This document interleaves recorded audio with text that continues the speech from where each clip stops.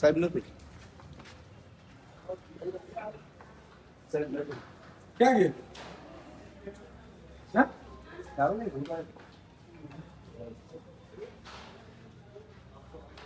આવ્યા જ નથી. એમના પીએને ખબર પૂછો બોલો સાહેબ બહાર છે ક્યાં છે? બારે નહીં બહાર એટલે ક્યાં? મારે મળવાનો છે તો બહાર એટલે થોડું ચાલે કે મારે તો મીટિંગ હતી, મીટિંગ ભુજ મીટિંગ હતી ને સાહેબ. પૂછો ને મેં ક્યારે આવે છે કે ઈશુદાનભાઈ આવ્યા છે મળવા માટે. ચાલુ મીટિંગમાં તો કેમ કહીશું નહીં ચાલુ મીટિંગમાં હશે તો કહેશે ફોન રિસીવ ને નહીં થાય ને. તમારો પીએનો તો કરશે. પૂછો ન થાય રિસીવ ફોન, મીટિંગ ચાલુ મીટિંગમાં થોડી ફોન રિસીવ થાય, ન થાય. ટ્રાય કરો ને કઈ વાંધો નહીં. ક્યાં સુધી DSP wait સાહેબ છે, કરીએ? ત્યાં સુધી એવું તો મળી લો. DSP સાહેબ છે અમારા, કોણ છે? રાજગોર સાહેબ છે. મળીશું. બેઠા જ છે એમ. ત્યાં સુધી મેં ડીવાયએસપી પાસે કઈ પાવર હશે નહીં. નહીં, power તો- એટલે એસટી એસસી ના આઈઓ છે તેમને બીસી બેઠે છે, હાજર થતા નથી કોર્ટમાં. તમે અહીંયા એમ નહીં, તમે વિચાર કરો. પેલા એ આપઘાત કર્યો છે, સુસાઇડ લખ્યું છે, 16 નામો આપ્યા છે, ધરપકડ નથી કરી. અને જે જનતા રેડ કરી છે, દારૂના અડ્ડા બંધ કરવાની કોની જવાબદારી છે? તમારી બધાની છે ને, એસપી ની. બંગલો ને ગાડીને આપણે શેના માટે આપીએ છીએ? આપણે એના માટે આપીએ છીએ. આપણે એ રેડ કરવાનું, સન્માન કરવાની જગ્યાએ તમે એટ્રોસિટી કરાવડાવો છો અને પછી આયુ હાજર નથી રહેતા. એલસીબી છો તમે, તો આ કોની જવાબદારી બને છે? કઈ પોલીસની જવાબદારી છે, પોલીસ કાર્યવાહી કરે છે. શું કાર્યવાહી કરે છે? કરે જ છે પોલીસે તમામ એમની એટલે આ રેડ પાડી, આપણી માની લો કે રેડ પાડી પોલીસે તમામ કાર્યવાહી સુદાનભાઈ એના વિરુદ્ધ કરી છે. નથી કરી સાહેબ, તો એમની 16 જણાએ મારી વાત સાંભળો. આ બે કાયદા છે અત્યારે પોલીસમાં.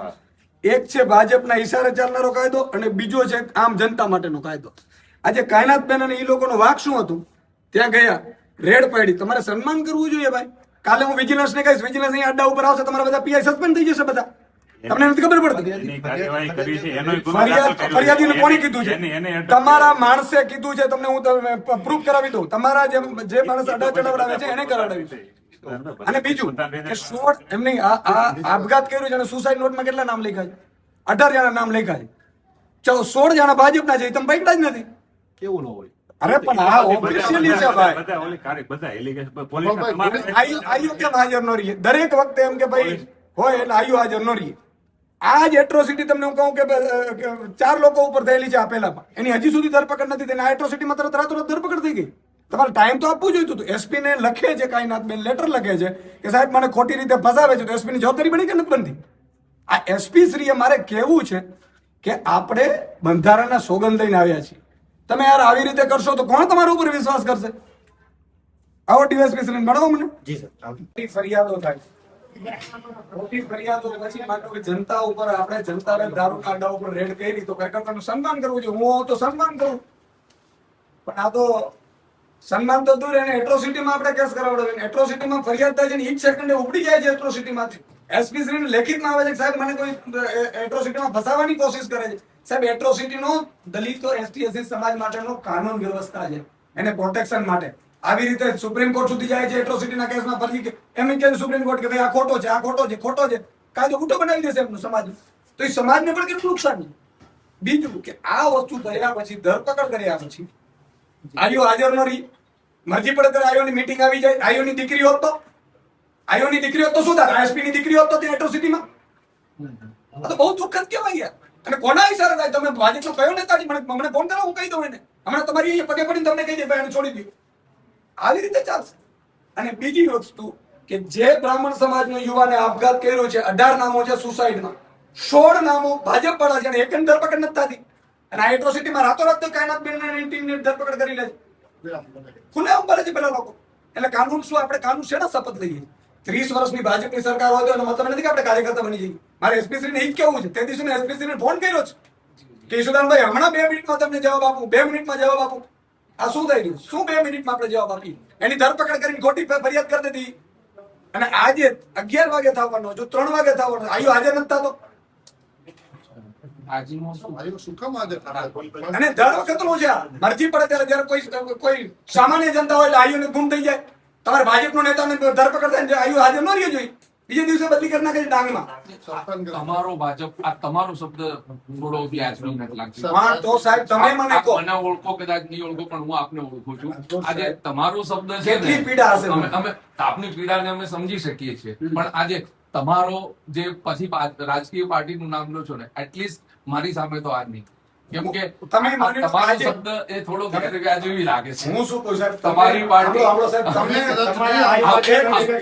એક મિનિટ. આપ તો બિલકુલ ભણેલા ગણેલા સાહેબ, હું એ જ છો. કહું. આપ તો બિલકુલ અનુભવી છો. હું શું આ કહું? શબ્દ થોડો ગેરવ્યાજબી છે. તમે ખાલી સાહેબ સાંભળો તમે તમે. સરકારી કર્મચારી સાહેબ તમે ખાલી શબ્દ ગેરવ્યાજબી લાગ્યો હોય તો એક પ્રતિષ્ઠિત ડોક્ટર જેને એપોઇન્ટમેન્ટ માટે 2 દિવસ લાગે છે, બરાબર, ઈ બેન પ્રજા માટે થઈ અને દારૂના અડ્ડા પકડાવે છે અને સન્માન કરવાની જગ્યાએ એને જેલમાં નાખી પછી જેલમાં રહી એવા ષડયંત્ર કરે તો કેટલું ખોટું લાગતું હશે? આ બધા એ નાખી દો ને જેલમાં, કેટલું ગેરવ્યાજબી છે? બધાને જેલમાં નાખી દો એટલા મારું બધા કન્સર્ન નાખી એ છે કે હું તમને, મારો તો પોલીસ મિત્રોમાં સંબંધી છે, નથી એવું નથી, બધાની મજબૂરી હોય પણ એટલી હદે સાહેબ મજબૂર ન રહેવું જોઈએ. કોઈ બાળક છે, નાનું બાળક એમનું કોઈ પૂછે તો કરે ને, હસબન્ડ રડે છે બિચારાનું, પ્રતિષ્ઠિત નાગરિકો છે, પ્રતિષ્ઠિત ડોક્ટરો છે, અને તમે એને કહી દો ભાઈ લૂંટમાં, અને તમે FIR લેતા પહેલા એટ્રોસિટીમાં તપાસ તો કરો. સીધી ધરપકડ કરીને અંદર નાખી દીધી. આ જ એટ્રોસિટીમાં કોશિંગ હું કરાવીને રહીશ પછી કયો પોલીસ અધિકારી જેલમાં જશે? અને બીજું કોર્ટનો વિષય છે એ તમને કહું છું, તમને ઈ કાનૂન આવી જાય સાહેબ. રાજકોટ સાહેબ, મારું કહેવાનું એ છે થોડીક માનવતા રાખીએ અને SP શ્રીની જવાબદારી બને, DM કલેક્ટર શ્રીની જવાબદારી બને કે એના જિલ્લામાં આવું ન થાય. કલેક્ટર શ્રી, કલેક્ટર ઉપરાંત DM છે, ડિસ્ટ્રિક્ટ મેજિસ્ટ્રેટ. કરીએ છીએ શું આપણે? આવા પ્રતિષ્ઠિત નાગરિકોને જેલમાં નાખીને શું આપણે શું સાબિત કરવા માંગીએ? તમે કોઈ બોલતા જ નહીં, કોઈ રેડ ન કરતા નહીં તો અમે તમને નાખી દેશું. બહુ અધિક. ચોક્કસ આપની લાગણી જે છે હું SP સાહેબ આવશે એમની સમક્ષ મૂકીશ અને જે કંઈ બી છે હું આપના જે બી શબ્દો છે, જે બી લાગણી છે અને આપની જે કોઈ બી રજૂઆત છે એને હું સાહેબ શ્રી સમક્ષ ચોક્કસથી મૂકીશ. આઈઓને કહેજો હાજર રહીએ તો આઈઓ હાજર ન રહ્યો તો પર્સનલી દુશ્મની આઈઓ સાથે થઈ જશે અને એની જિંદગીમાં નોકરી કરવાનો લાયક નહીં રહેવા દઈએ. અને આ બધા ચાલુ છે એ હજી પાછા અમે SC સેલ સાહેબ બોલે, હા? જી. કોઈ મુકેશ નોકરી કરી છે? એટલે અચ્છા એમની જોડે છે. જી. સોમવારે આવ્યો તો તમારી સમજો છો, આજે તમે આદેશ નહીં કરી આજે તો હું આપને કહું, આજે હું પણ કલેક્ટર કચેરીએ અમારી દરિયાઈ સુરક્ષાને લગતી મીટિંગમાં હતો. એમાં આજે આઈઓ જે છે, કદાચ જો ચૌધરી સાહેબ હોય કે હું આજે જ હાજર થયો છું લગભગ 10 દિવસ પછી. એટલે એમાં અમે લોકો આજે લો એન્ડ ઓર્ડરની મિટિંગ હતી, ડીકોર્ટની મિટિંગ હતી, બધી કલેક્ટર કચેરી ભુજ ખાતે મિટિંગો હતી. એટલે એ મિટિંગોમાં અમે બધા જ ત્યાં આગળ હાજર હતા છે. એટલે કદાચ આજનું જો કાલે જો કાલે ચૌધરી સાહેબ, સાહેબ તો એમનું ભુજ મિટિંગમાં સવારે મારી જોડે હું એ જ કહું છું That I am કે sure. મીટિંગો હોય. હવે તમે જે મને વાત કીધી ને સાહેબ ભાજપ પર, હું તમને સાબિત કરી દઉં. મારે કોઈ નામ નથી લેવું. આ પહેલા પણ એટ્રોસિટી થયેલી છે, કોઈ ધરપકડ નથી. સાંભળજો. નહીં એમાં હું એ જ કહું છું ને, એમાં એટલે આજે તકલીફ ઈ જ પડે છે મને એ નથી કે તમે ઓમ કહો અમને ફાંસીએ લટકાવી દો, ચાલો ઈશુદાન ગઢવીનો આંખો એને લટકાવી દો, પણ બીજાનું ગુનો કરે એને લટકાવો તો ખરા. આજે મારું કન્સર્ન ઈ છે, જી. ઈ છોડી દો. ચાલો આજે અમારી સાથે દુશ્મની લઈને તમે કરવો શું માંગો છો? ભાજપ તમને છોડાવવા નહીં આવે. મેં SP ને જેલમાં નાખાવાના દાખલા છે. આમાં વ્યક્તિગત કોઈને તો કશું એ ન ન હોય. કરે ને વ્યક્તિગત. આમાં આપ બી તમે માની લો કે મારા ઉપર બે ફરિયાદ કરી શકશો, હું આખા ગુજરાતમાં કોઈ દારૂનો અડ્ડો હતો તો કાર્યક્રમ નહીં થવા દો, તમે શું કરી શકશો? તમે સસ્પેન્ડ થશો. હું નથી તો તમે આપણે ઝઘડીએ જી. પાર્ટીની ભાજપના ઈશારા ઉપર. આ રીતે યાર કોઈ દારૂનો અડ્ડો, હું તમને આ તો નથી મારી પાસે તે સત્તા, બાકી તમારી અધિકારીઓના મોબાઈલ હું ચેક કરીને એને FSL માં મોકલીને કરી દઉં કે કોણે તમને ફોન કરેલો છે, તમારા અધિકારીઓને. સી આમાં હું આપને કહું, વ્યક્તિગત રીતે કોઈને કોઈનાથી કોઈ દુશ્મનાવટ હોય એવું હું નથી માનતો. એમાં કોઈ પણ હોય, હું એવર. બીજી વાત, કોઈ મુદ્દો કોઈ પણ FIR થાય, it's a matter of investigation અને આઈઓ ને અનુકૂળતા, મતલબ જે કોઈ બી FIR ના પુરાવા કે ના આધારે, દરેક આઈઓ અલગ અલગ છે, દરેક કોર્ટના વ્યૂ અલગ હોય છે, એમ આઈઓના પણ વ્યૂ હોય, એ પ્રમાણે એને પુરાવાને એના આધારે એને તપાસ કરીને કામગીરી કરતા હોય છે. જ્યાર સુધી કોર્ટમાં હાજર રહેવાનો પ્રશ્ન છે તો હું જાણી લઈશ અને SP સાહેબ સુધી એ વાત પહોંચશે. કદાચ હું પોતે વ્યક્તિગત રીતે પણ આઈઓ સુધી વાત પહોંચતી કરીશ અને નામદાર કોર્ટમાં પણ આપ કહી શકો છો, નામદાર કોર્ટ પણ તાત્કાલિક બોલાવી શકતી હોય છે. કદાચ કોઈ પરિસ્થિતિઓમાં મને જ આજે જ હમણાં મેં એક લેટર વાંચ્યો FIR છે, તમે વાંચી છે? FIR માં હું- એ ઉભવા લાયક નથી. FIR કે એ હવે એટલે જ મેં તમને કીધું કે SP શ્રી છે ને, તો હું કહે તમને જી, કે તમારા કોઈ પ્રતિષ્ઠિત નાગરિકને એમને એમ ધરપકડો થાય છે ને એમને એમ જેલમાં તમે નાખો છો, તમે કોઈ સેન્સ, ભલે ઠીક છે તમે પોલિટિકલી રિવેન્જ લેતા હશો તો આજે કોઈ આજે આ છે, કાલે બીજો આવશે. એસપી સાહેબ ને શું પોલિટિકલ હોય? તો શું એસપી સાહેબ ને શું પોલિટિકલ બીજા કેટલાય ગુના છે, સાહેબ ને બીજા ક્યાં? કેટલાય ગુનેગારો સાહેબ તો એમને મળે. સરકારી કર્મચારી છે. તમારો એમને જે ક્યાંય વહીવટદાર છે ને એનો ફોન ઉપર તમને સ્પીકર ઉપર લઈને કહું કે શું થાય છે? મારે નથી કહું, હવે એમ પડવું નથી મારે. હા, હા, સર. હે, રાજકોટ સાહેબ. અને ડોક્ટર એ વચ્ચેના તો ભેદની ખબર હોવી જોઈએ ને ખાતાની. નહીં તો વ્યક્તિ દરેકના અલગ અલગ વર્ક છે, દરેકનું કામ અલગ છે. જે ગુનેગાર છે એ ગુનેગારનું કામ કરે, એને એરેસ્ટ કરવો, એને જેલમાં નાખવો, એની પર કાયદેસરના પગલા લેવા એ પોલીસની ફરજ છે. એમાં સાહેબ, કોઈ બાકાત સાહેબ, નથી. બીજી કેટલી ફરિયાદો છે જેમાં હજી આરોપી પકડાણા નથી ને આમાં શેર બીજે દિવસે ઘરેથી ઉપાડવામાં આવે છે. સુસાઇડ કેસ તાત્કાલિક ધોરણે આમાં પગલા લેવામાં આવે છે. એ તો બીજી કેટલી ફરિયાદો છે જેમાં પગલા લેવામાં નથી આવતા. હા. આ 16 જણાને કાં નથી પકડી શકતા તમે? ખુલ્લેઆમ ફરે છે, હું દેખાડું હું કોઈ મારા ડિફેન્સમાં નથી કીધું. હા. હું આપને બાકી હું મારી હાજરી હોય તો 100% જવાબ આપે. હું આજે જ ટુડે આફ્ટર 10 days લીવ આવ્યો છું. આજે સવારે સીધો કલેક્ટર કચેરી મીટિંગમાં ગયો. અત્યારે મારા એસપી સાહેબ હતા તો 100% આપના દરેક પ્રશ્નોનો જવાબ આપતા. બિહાફ ઓફ એસપી સાહેબ આઈ એમ હિયર. આપની જે લાગણી છે, આપની જે રજૂઆત છે, ચોક્કસથી હું અમારા સાહેબ સુધી પહોંચતી કરીશ. 3 દિવસ પહેલા અમારા બ્રહ્મ સમાજના આગેવાનો બધા આવીને મળી ગયા, છતાં ખુલ્લેઆમ ફરે છે. આજે એમણે કીધું હતું કે 2 દિવસમાં બધા એરેસ્ટ થઈ જશે. આ એસપી સાહેબે કીધું હતું. આજે સાહેબ 5મો દિવસ છે, કોઈને એરેસ્ટ નથી કર્યા તમે, અને ખુલ્લેઆમ ફરે છે બધા. એ બી પણ હવે સાહેબ મારી એ રિક્વેસ્ટ છે કે આ એફઆઈઆર તો અમે કોશિંગમાં જશું, પણ અમારી એફઆઈઆર આવશે એ એફઆઈઆર તમે લેજો. પછી એવું ન કહેતા કે અરજી આપી દો. હું કોઈને છોડવાનો નથી, ઓફિસરને પણ નહીં, તમે ડેટા સાથે કરી દઈશ. બિલકુલ એમાં ગુજરાતમાં હવે 2 કાનૂન કામ કરી રહ્યા છે. ગુજરાતમાં પોલીસ પણ 2 પ્રકારે કામ કરી રહી છે. પોલીસ બંધારણ પ્રમાણે કામ નથી કરી રહી, ભાજપના દલાલ બનીને કામ કરી રહી છે. હું સીધો આક્ષેપ કરીશ કે ભાજપના દલાલ બાકી રહ્યા છે, ખાલી ખેસ પહેરવાનો પોલીસને બાકી રહ્યો છે ઉચ્ચ અધિકારીઓ. તમે જુઓ કે જે દારૂના અડ્ડાઓ ખુલ્લેઆમ ચાલી રહ્યા છે, ભાજપના નેતાઓ, પોલીસ અધિકારીઓ અને પોલીસનું વહીવટી તંત્ર મલાઈ ખાઈ રહ્યું છે. જનતા પીસાઈ રહી છે. નવયુવાનો નશામાં બરબાદ થઈ રહ્યા છે. કચ્છમાં અત્યારે ડ્રગ્સ બેફામ મળી રહ્યું છે, એમડી ડ્રગ્સ બેફામ મળી રહ્યું છે, દારૂના અડ્ડાઓ ચાલી રહ્યા છે. અને એમાં અમારા નેતા બેન શ્રી કાયનાતબેન, જે જાણીતા ડોક્ટર પણ છે, સ્કિન સ્પેશિયાલિસ્ટ છે, એમની એપોઇન્ટમેન્ટ લેવી હોય તો 2 દિવસ થાય છે. એમણે જનતાના સમાજ સેવાના કામ કરવા માટે આમ આદમી પાર્ટીમાં જોડાઈ. એમની પાસે જનતા ગઈ કે બહેન અહીંયા દારૂ ખુલ્લેઆમ વેચાઈ રહ્યું છે.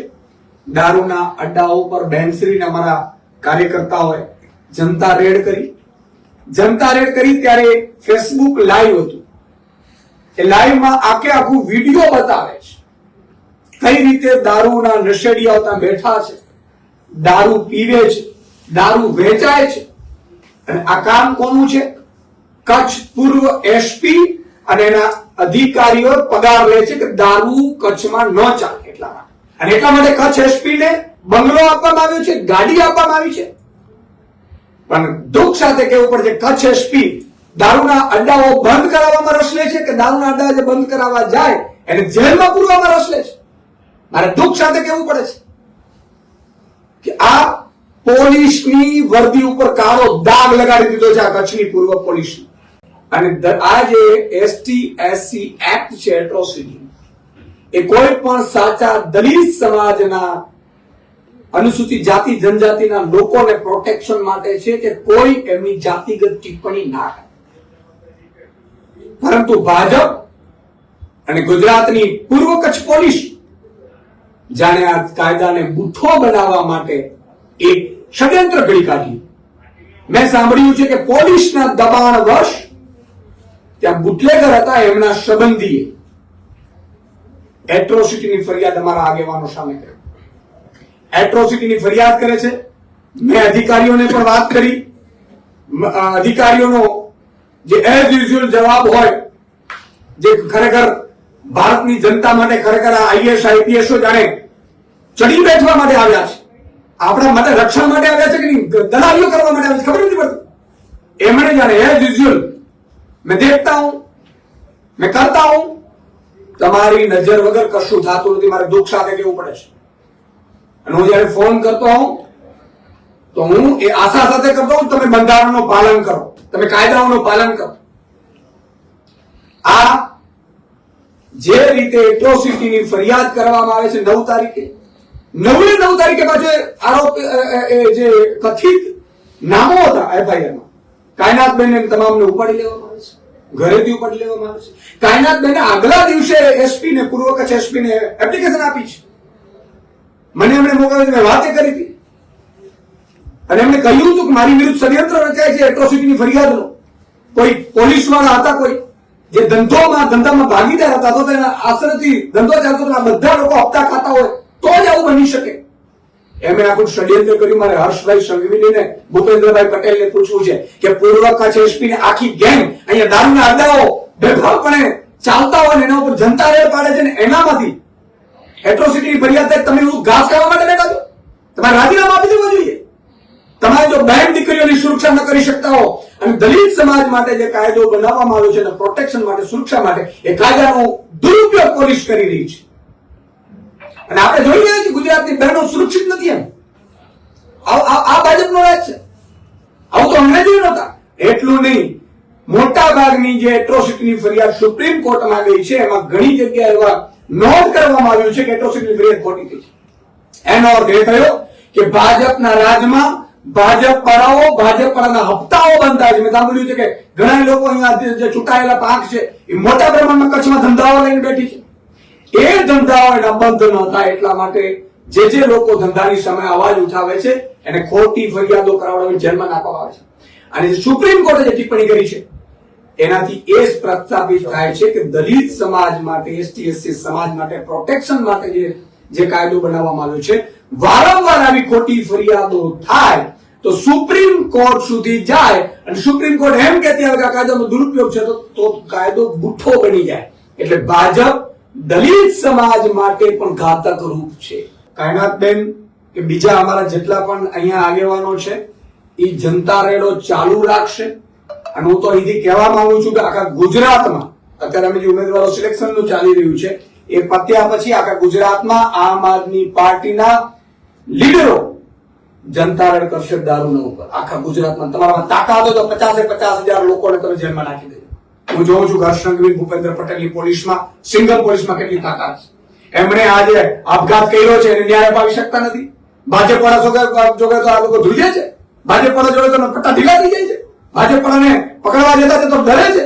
સર પકડીએ તમને. અને આમ આદમી પાર્ટીના જે લીડરો છે એની ઉપર તો સિંગમ બનો છો તમે.